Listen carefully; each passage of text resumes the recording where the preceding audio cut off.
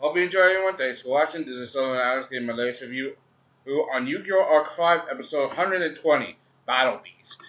Hey, this episode is about what happened, last time after the end of the duel between Kurosaki and his sister Root, if we get back to the forest, first battlefield, we know that they're being stalked by something. The Lancers and the Academia students, they're being stalked by that our bias as something and they have no idea what it is, but now we get an explanation. Like for example, the person that stalking him, his code name is BB, which is short for Battle Beast. Apparently he's supposed to be a powerful duelist and so savage and malicious that he turns anyone he does as an enemy, your friend or foe, turns them into card. He doesn't give a damn about anyone. He's such a savage duelist. And Crow sees this guy. He's not ordinary. This guy defeated two Academia duelists and carded them both at once. This guy is a total savage, like seriously. And Crow knew that this guy was not going to be ordinary, and he knew that Saratori, how he dueled Saratori, gave him a direct attack, and broke his duel disc. At first, it looked odd at first, but it looked like because his duel disc was broken, Saratori couldn't duel. So in other words, Saratori got saved by Crow. Crow did his best to try to fend off this guy, find out what he is, and it ultimately ended up falling, and he couldn't beat this guy, and he ended up being carded, which is one of the saddest moments. I mean, what happened to Crow? Seriously, I'm like, wow. I mean, I did not see. I knew something bad was going to happen, but Crow being carded. I mean, I knew that wasn't going to be a surprise. I knew that wasn't a surprise, but still very messed up. Very sad. And Yuya, and Gongensaka saw this all. Seeing the tears in Yuya's eyes, sad face, seeing how sad he got, knowing that Crow got carded. I wish he would have probably went berserk mode. I would have liked to see how this dual beast BB versus Yuya in his berserk mode. It would have been that, but it looks like Yuya's not gonna go berserk mode. So he and Gogenzaka, they tag duel. They like do a three-way duel. Him and Gogenzaka against BB. I mean, this is the first time we've seen Gogenzaka duel. We haven't seen him duel since the Friendship Cup, since he first dueled Crow. He dueled other. He's dueled other times before. But back during the riot in the Synchro Dimension, no, he only dueled security for a little bit, and it wasn't a real duel. And the last time he dueled was Saratari when he went up against Kite, and Kite, decimated the both of them. It's pretty intense.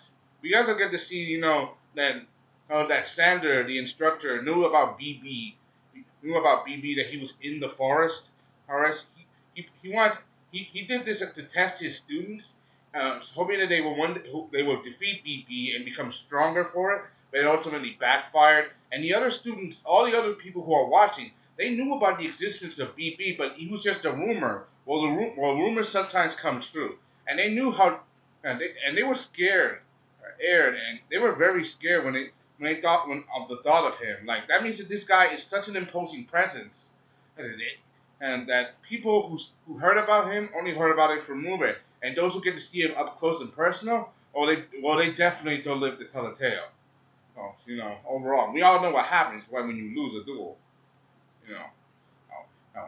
Even though Yuya and Gomezaka, they work together using Pendulum Summon and Synchro Summon, they do their best. But against this guy BB, it's definitely not easy. This guy uses Gladiator Beasts. He uses his strategy. His strategy is kind of a burn strategy, like mostly. He destroys your monster, but also deals you damage in the process. Even though Gogenzaka and they bring out their best monsters, Gogenzaka bring out a new monster, Super Heavy Samurai Shino Blast, like a ninja. It's kind of like a ninja, ninja monster a little bit. Like, Gogenzaka uses Super Heavy Samurai deck, which eyes on no magic cards. Overall, but it seems to be other avail against his Gladiator Beasts and his burn strategy. And when they take a hit, and they get hit, and this thing appears in the sky. It's like a giant hand in the form of BB's hand. When he does that, thumbs down moment, they get hit by lightning and they suffer pain. Like he's letting you know that what you're doing is futile. Like that's a sign to say you're gonna go down. Like basically, like you have no chance. Like overall, and seeing how savage this guy is. At first, when he saw this guy, all he did was groan and moan, like a monster, like being in the thrill of the hunt. But it seems that he does have human intelligence, but he's so savage. And overall. Kind of reminds me of that one dude Kowalski from Yu-Gi-Oh! GX. They had a man who was a savage. He lived out in the forest, but he wasn't as savage as this guy. This guy is way nastier. Definitely nastier overall. This guy has no empathy, no humanity, and this guy literally pushes him into a corner, especially with his fusion monsters. He does fusion monsters without the need for without polymerization or fusion. And he does this so well, and he overwhelms it, leaving them to a mere 200. He overwhelms both Yuya and Gogenzaka. I mean, it's very hard to see. Overall, seeing these two guys literally get overwhelmed. But this guy's a monster. He has no humanity. I see. And Gogenzaka, he suffers the worst of it, and Yuya, he uses himself as a shield, tries to protect Gogenzaka as best they can, but Gogenzaka knows that, Yuya, he wants to make sure Yuya survives, He does the best he can. He even uses an action card, which are spell cards, but that actually hurts his deck, because his Super Heavy Samurai works best when there are no magic or trap cards. And now they use one. He protected Yuya because Yuya saved him. Now his deck is useless, which leaves him vulnerable, and he loses. Yeah, this duel was very, overwhelming.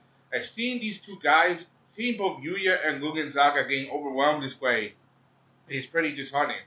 Remember, they walked straight into the enemy's front base, so they knew that it was going to be easy, and they knew they were going to face opponents that were not going to be ordinary. And this guy isn't ordinary, BB. But just as things start to go very bad, as Golden Gaza is about to be carded, who comes out of movement? We see something familiar. It's the Wheel of Fortune, the D Wheel. That's the name of a certain dealer for a certain person, And who is that person? Jack Atlas. I'm like, yes, we get to see Jack again. But unfortunately, I already saw this coming because people posted clips and spoilers for this on YouTube. I hate that stuff, Seeing, I hate that. I get to see the clips before the actual episode, and it looks like BB and Jack are gonna go 1-on-1. I can't wait to see how BB's Gladiator Beasts feel up against Jack's Scarlet Red Dragon Archfiend. I can't wait to see them go head to head, and especially when he found out that guy carded Crow. I hope Jack literally goes all out on this guy. That's all I gotta say. Hope you enjoyed. Thanks for watching. Comment, subscribe. Thank you. This is Sellavin. See my latest review on Yu-Gi-Oh! Upside episode 20. I can't wait to see what happens next. I'm out.